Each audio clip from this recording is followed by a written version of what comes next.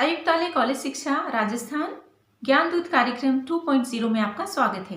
मैं डॉक्टर चंद्र कंवर एक नए टॉपिक के साथ उपस्थित हूं और आज का हमारा डिस्कशन का टॉपिक है इंडिविजुअल एंड सोसाइटी, व्यक्ति और समाज।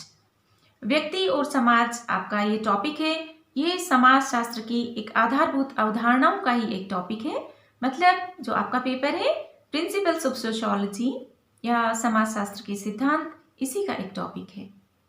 तो आइए इस क्लास में हम ये देखते हैं कि व्यक्ति और समाज किस तरह से संबंधित है, किस तरह से एक दूसरे पर निर्भर है। इंडिविजुअल अपने प्रयासों से, प्रतिभा से समाज में बहुत बड़ा बदलाव ला सकते हैं अपनी टैलेंट से। दूसरी तरफ हम ये देखते हैं कि जो सोसाइटी है वो एक बहुत बड़ी फोर्स है। इंडिविजुअल है वो सोसाइटी पर निर्भर है अपनी समस्त आवश्यकताओं की पूर्ति के लिए। अगर एक व्यक्ति को समाज में रहने का मौका नहीं मिले तो वह सामाजिक प्राणी नहीं बन सकता। आप जब समाजीकरण का सिद्धांत पढ़ेंगे तो आप उसमें देखेंगे कि अन्ना और इजाबेल नामक ऐसे बच्चे थे जिनको पैदा होते ही समाज से एकदम पृथक कर दिया गया। तो वो समाज में रहने के तरीके, एटिकेट्स, मैनरिज्म, उनका विकास नहीं हुआ। देखिए, उनका फिजिकल डेवलपमेंट भी नहीं हुआ और वो बच्चे सरवाइव नहीं कर पाए समाज में। अन्ना नाम की एक बालिका थी जिसको पैदा होते ही उसकी माँ से अलग करके और एक कमरे में उसको बंद कर दिया गया। उससे कोई भी संपर्क नहीं करता था, दूर से उसे खाने की चीजें दे दी जाती थी। 5-6 साल की हो गई, उसे बाहर निकाला गया तो ना वह चल सकती थी, ना वह बोल सकती थी और ना ही उसकी बौद्धिक क्षमता का विकास हुआ। तो हम ये देखते हैं कि व्यक्ति का विकास, व्यक्ति के व्यक्तित्व का विकास भी समाज के बिना संभव नहीं है। तो व्यक्ति और समाज एक दूसरे पर निर्भर है, उनमें पारस्परिक निर्भरता है। इनमें किस तरह से अंतर संबंध है, विद्वानों की क्या मत है, इस क्लास में हम ये समझने का प्रयास करेंगे। देखिए, हम ये देखते हैं कि जो इंडिविजुअल्स हैं, व्यक्ति हैं, उन्होंने समाज में बहुत बड़ा बदलाव ला दिया है एक व्यक्ति ने। जैसे कि हम महात्मा गांधी की बात कर सकते हैं, नेल्सन मंडेला की बात कर सकते हैं। इन दोनों व्यक्तियों ने, महान व्यक्तियों ने हमारे जो समाज में असमानता थी उसके विरुद्ध एक क्रांतिकारी बदलाव लेकर आए और इन्होंने समाज के स्ट्रक्चर को बदल दिया। नेल्सन मंडेला ने जो व्हाइट और ब्लैक लोगों में एक भेदभाव जो था, जिसे अपार्थाइड कहते हैं, उसको खत्म करने में बहुत बड़ी भूमिका निभाई। अब्राहम लिंकन के बारे में आप पढ़िए कि एक इंडिविजुअल किस तरह से समाज को रिफॉर्म कर सकता है, समाज की संरचना को रिस्ट्रक्चरिंग में किस तरह से भूमिका निभा सकता है। तो इंडिविजुअल्स या व्यक्ति एक तरफ जहां समाज में बहुत बड़े बदलाव लेकर आते हैं, वहीं व्यक्ति पर भी समाज बहुत नियंत्रण रखता है और कई बार तो व्यक्ति का कोई समाज के सामने अस्तित्व ही नहीं रहता है। जैसा कि समूहवादी फ्रेंच फिलोसोफर और सोशियोलॉजिस्ट एमिली दुर्खइम का कहना है। वे कहते हैं कि समाज है वह कोएर्सिव है, दबाव डालता है इंडिविजुअल पर। और हम ये देखते भी हैं, भारत में देख लीजिए, अंतरजातीय विवाह को जब माता पिता स्वीकार नहीं करते हैं, फैमिली का सपोर्ट नहीं मिलता है, तो किस तरह से जो प्रेमी युगल हैं वो आत्महत्या कर लेते हैं या घर वाले ही उनका ऑनर किलिंग कर देते हैं। आपने न्यूज़पेपर्स में पढ़ा होगा ना ये सब। तो इंडिविजुअल अपनी इच्छा को एक्सरसाइज नहीं कर सकता है, उसे समाज की परंपराओं, कल्चर के अनुसार ही व्यवहार करना पड़ता है। तो हम ये समझने का प्रयास करते हैं कि इंडिविजुअल और सोसाइटी में क्या रिलेशनशिप है।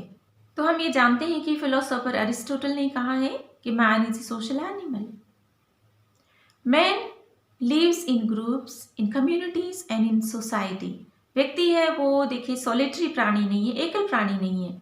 व्यक्ति समूहों में, समुदायों में और समाज में रहता है। ह्यूमन लाइफ मतलब मानवीय जीवन और सोसाइटी एक साथ चलती है, वो अलग नहीं है एक दूसरे से। और इंसान अपनी जैविकीय, मनोवैज्ञानिक मतलब बायोलॉजिकल एंड साइकोलॉजिकल नीड्स को ग्रुप में या सोसाइटी में ही पूरी कर सकता है। दूसरी तरफ देखिए, सोसाइटी है वह इंडिविजुअल से कहीं अधिक है।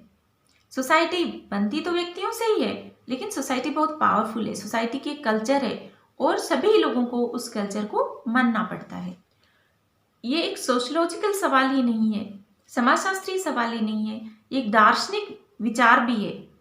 व्यक्ति देखिए समाज पर बहुत निर्भर है। हम सांस लेते हैं, हम जीते हैं, हम काम करते हैं, हम खेलते हैं, हम आराम करते हैं, हम कष्ट भी उठाते हैं तो समाज में ही उठाते हैं। मतलब हम व्यक्ति हर एक गतिविधि के लिए समाज पर निर्भर है। It is in the society that an individual is surrounded by culture. और कल्चर है वो सोसाइटल फोर्स है। एक इंडिविजुअल है, वो व्यक्ति है, वो समाज में खो भी जाता है क्योंकि समाज बहुत बड़ा है। एक व्यक्ति का कोई अस्तित्व नहीं है समाज के सामने। दूसरी तरफ अपनी मेहनत से, प्रतिभा से, अपनी क्रिएटिविटी को भी व्यक्ति एक समाज में ही साकार करता है। मतलब अपने आप को खोजता भी व्यक्ति समाज में ही है। तो इस तरह का रिलेशनशिप है इंडिविजुअल में, मतलब व्यक्ति में, और सोसाइटी में। व्यक्ति का इमोशनल डेवलपमेंट, इंटेलेक्चुअल डेवलपमेंट और कुछ हद तक उसका मटेरियल डेवलपमेंट, मतलब आर्थिक आवश्यकताएं और उसके आराम या कंफर्ट्स, ये सभी वह समाज में ही पूरे करता है। और व्यक्ति समाज में रहकर ही प्रोग्रेस करता है और उसके जीवन में प्रॉस्पेरिटी आती है। व्यक्ति और समाज के इन संबंधों को स्पष्ट करने के लिए विद्वानों ने, मतलब विद्वानों के अलग अलग व्यू पॉइंट्स हैं और हम ये भी कह सकते हैं कि इसकी दो सिद्धांत हैं, दो विचारधाराएं हैं। पहला सिद्धांत है सोशल कॉन्ट्रैक्ट थ्योरी और दूसरा है ऑर्गेनिस्मिक थ्योरी या जैविकी सिद्धांत। पहले हम देखते हैं सोशल कॉन्ट्रैक्ट थ्योरी। तो जैसा देखिए नाम से ही पता चल रहा है, सोशल कॉन्ट्रैक्ट थ्योरी ये कहती है कि समाज का अस्तित्व व्यक्तियों के मध्य एक समझौते के परिणाम स्वरूप आया। मतलब समाज बना जब व्यक्तियों ने समझौता किया आपस में मिलकर कि हम सोसाइटी बनाते हैं और ये शर्तें हैं समाज में रहने की, शर्तों का पालन करना पड़ेगा, नियमों को फॉलो करना पड़ेगा, तभी इंडिविजुअल समाज में अपनी आवश्यकताओं की पूर्ति कर सकते हैं। Social contract theory, social contract theory ये समझाने का प्रयास करती है कि समाज कैसे अस्तित्व में आया। इस थ्योरी के अकॉर्डिंग मैन है वो पैदा होते ही फ्री था, स्वतंत्र था और सभी इक्वल थे। इस विचारधारा के समर्थक विद्वान हैं थॉमस हॉब्स, जॉन लॉक, जे रूसो आदि। थॉमस हॉब्स जिनका कार्यकाल 1588 से 1689 तक रहा, ये एक इंग्लिश थिंकर थे और इन्होंने बताया कि व्यक्ति जब अकेला था तब उसका जीवन बहुत ही निम्न स्तर का था, पुअर था, ब्रिटिश था, मतलब बर्बर थे लोग, और बहुत ही शॉर्ट लाइफ थी क्योंकि वह अकेला रहता था और हर एक इंडिविजुअल दूसरे इंडिविजुअल का दुश्मन था। अब बताइए ऐसे समाज में कोई प्रोग्रेस की बात हो सकती है? आपस में झगड़ते ही रह जाएंगे।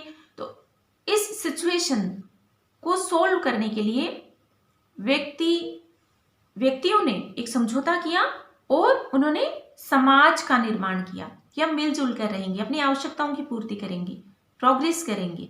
हॉब्स ने अपनी बुक लेवियथन में लिखा है कि मैन या व्यक्ति जब अकेला रहता था, प्रकृति मतलब प्राकृतिक पर्यावरण में जब रहता था, तब वह बहुत ही सेल्फिश था, इगोइस्टिक था, स्वार्थी था व्यक्ति, बहुत अहमवादी था और बहुत ही आक्रामक भी होते थे व्यक्ति, क्योंकि उनको अपनी रक्षा करनी होती थी जंगली जानवरों से और इसके साथ साथ अन्य व्यक्तियों से भी, क्योंकि आपस में संसाधनों के लिए या श्रेष्ठता के लिए उनमें झगड़े होते रहते थे। उन्होंने तो ये भी कहा है कि व्यक्ति जब इस तरह प्रकृति में रहते थे ना अकेले, तो वो भेड़ियों से कम नहीं थे। आप देखिए, तो सभ्यता के विकास के लिए, स्वयं के विकास के लिए व्यक्तियों ने एक एग्रीमेंट किया, कॉन्ट्रैक्ट किया कि हम साथ में रहेंगे और तभी ह्यूमन सोसाइटी प्रोग्रेस कर पाएगी, अपनी अपनी जरूरतों को पूरी कर पाएंगे और पीसफुली रह पाएंगे। प्रकृति में स्थितियां बहुत ही असहनीय थी, जंगली जानवर भी थे और इनसे रक्षा करने के लिए, सुरक्षा के लिए सोसाइटी की आवश्यकता महसूस हुई। तो सोशल कॉन्ट्रैक्ट थ्योरी ये कहती है कि सिक्योरिटी से रहने के लिए, सर्टेनिटी से रहने के लिए और प्रोस्पेरिटी से रहने के लिए समाज की आवश्यकता पड़ी। नेचुरल राइट्स को व्यक्ति ने सरेंडर कर दिया और सिविल सोसाइटी का निर्माण किया। एक अथॉरिटी के हाथ में उन्होंने अपने कुछ अधिकार दे दिए जिसे हम गवर्नमेंट कहें, और वो गवर्नमेंट या अथॉरिटी सब लोगों की आवश्यकताओं की कल्याण के लिए मतलब जिम्मेदार होगी, आवश्यकताओं की पूर्ति करेगी। उस सोसाइटी में पीस रहेगा, शांति रहेगी, और शांति एक मिनिमम कंडीशन है कि सोसाइटी प्रोग्रेस कर सके। इस विचारधारा के दूसरे समर्थक विद्वान है जॉन लॉक। जॉन लॉक भी यही कहते हैं कि व्यक्ति जब अकेले रहते थे तो उनको बहुत डर था, बहुत खतरे भी थे, प्रकृति से भी, एनिमल से बहुत खतरे थे, आपस में झगड़े थे।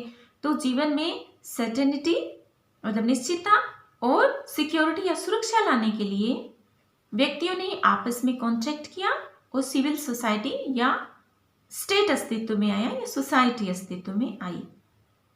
अब हम जीन जैकिस रूसो के विचारों की बात करते हैं, जे रूसो। तो जे रूसो ने अपनी बुक द सोशल कॉन्ट्रैक्ट में लिखा है कि व्यक्ति है वे आदिम समय में सिंपल थे और हैप्पीली रहते थे, खुशी से रहते थे। जैसे जैसे जनसंख्या बढ़ी, परिवारों का आकार बढ़ा, प्राइवेट प्रॉपर्टी का कॉन्सेप्ट अस्तित्व में आया और इसे झगड़े हुए और संघर्ष होने लगे, आपस में छीना झपटी होने लगी वस्तुओं के लिए, क्योंकि जनसंख्या बढ़ चुकी थी सब, लेकिन संसाधन उतने ही थे। इतना साइंस का विकास नहीं हुआ था जितना कि वर्तमान समय में है। तो ऐसी सिचुएशन में सिविल सोसाइटी का अस्तित्व आया, नेचुरल फ्रीडम को लोगों ने छोड़ दिया जो प्रकृति प्रदत्त थी, और सिविल फ्रीडम की बात की जाने लगी। तो सोशल कॉन्ट्रैक्ट थ्योरी में हम ये देखते हैं कि थिंकर्स ये बिलीव करते हैं कि इंडिविजुअल्स ने समझौता किया और उस समझौते के तहत हमारा समाज अस्तित्व में आया। तो सोशल कॉन्ट्रैक्ट थ्योरी में हम ये देखते हैं कि इंडिविजुअल्स ने अपने नेचुरल राइट्स को त्याग दिया और समाज में पीस हो, सभी के अधिकारों की मतलब सामूहिकता की रक्षा हो, सभी लोग प्रोस्पेरिटी से और सेफली रहें, तो सिविल सोसाइटी या स्टेट या सोसाइटी अस्तित्व में आई। तो क्या आपको लगता है कि ऐसा कोई कॉन्ट्रैक्ट हुआ होगा? क्या इसका एविडेंस है हमारे पास? इसका कोई प्रमाण नहीं है। देखिए, ये काल्पनिक थ्योरी है।